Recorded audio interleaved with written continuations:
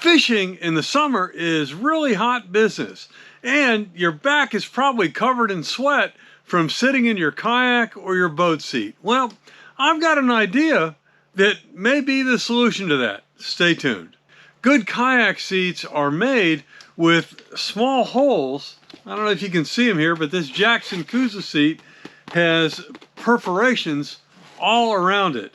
And there's just a little bit of insulation between the front and the back, and that's meant to provide some circulation of air.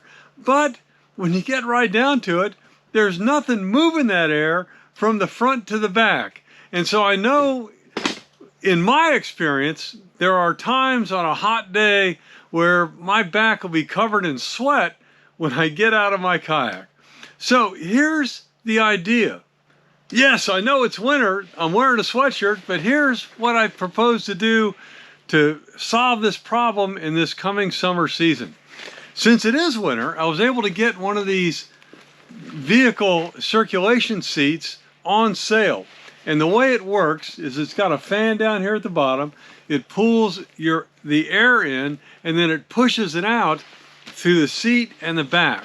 And that will provide the circulation that I think is going to solve my problem. So there's two things we have to do. First, will it fit in a kayak seat?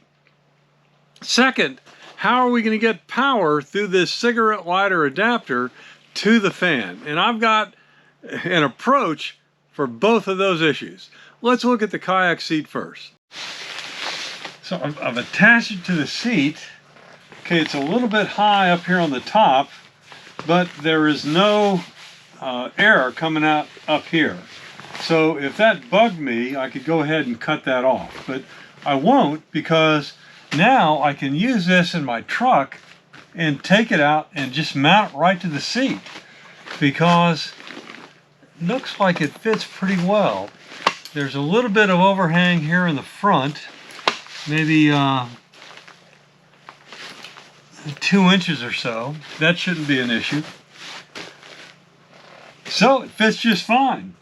The power issue is a little more complex. So basically we're going to hook this up to a 12-volt battery. This is a Golden Mate 20 amp hour battery.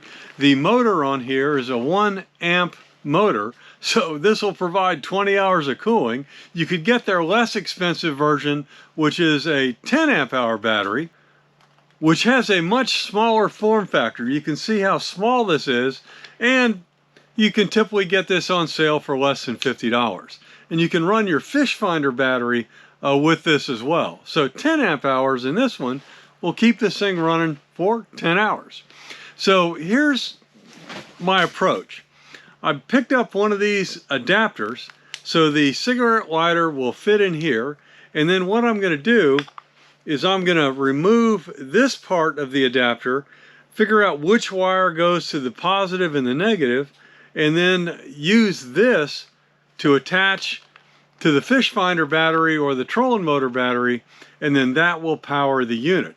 The unit has an on-off switch, so you can control when you want to use it and whether you want the fan to be on high or low. So the unit unscrews, and you can see where the wires go into this part. Now this is the negative and this is the positive. So close examination of these wires shows that this wire is soldered to a metal extension that must go down to here. And the other wire goes inside. So that is how I'm going to figure it out. And of course I'll test that. The test results are in, and I used a technique I learned in the Army, which is to take a big hammer and whack it. And you can see here that this wire goes to the side terminal and the other wire goes to this one. So I know this is positive and this guy's negative. Here's the other extension. I'm going to keep it in case I need it for something else. And so now the question is how to hook it up to this small Golden Mate 10 amp hour battery. Ideally, you would want to use 2 different colors so you could tell between positive and negative. And even more ideally, I would want to use the small size, but it doesn't fit on the terminals. So I'm stuck with using the middle size spade, and the way I'm going to solve the distinction problem is I will take this and I will color it black so I know that this is the negative terminal. Then it's just a matter of stripping off the ends and crimping them into here, and then we'll see if everything works. All done. Ideally, I would have used heat shrink tubing to seal this up, but I don't have any handy. So now let's hook it up and see if it will run the fan. Here's the adapter. It's got an on-off high-low switch, 12 volt DC. If I've done everything right, this should work just fine. Looks like I've got power.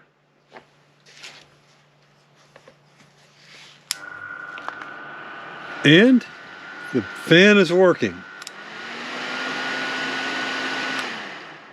Here is the power cable. And what I want to be able to do is run this on top and through the strap here. That way the control for the speed is not sitting on the floor of the kayak. Then this can loop around right here, go back to the battery. You can see I've got power. You know, it's all about how quickly you'll be able to set this up, because again, I want to move it from my truck to the kayak seat quickly. And now, sitting here in the seat, I can run it on high or low. Now I do have to comment that I can hear the battery on low, but low seems to put out a lot of air, so I don't think I'd ever have to run it on high, which is a lot more noise. And of course, you don't have to have it running continuously, just when you want to get cooled down. But this is nice. This is putting out a lot of air right now. And it's thick enough to where when my weight is on it, it should be okay.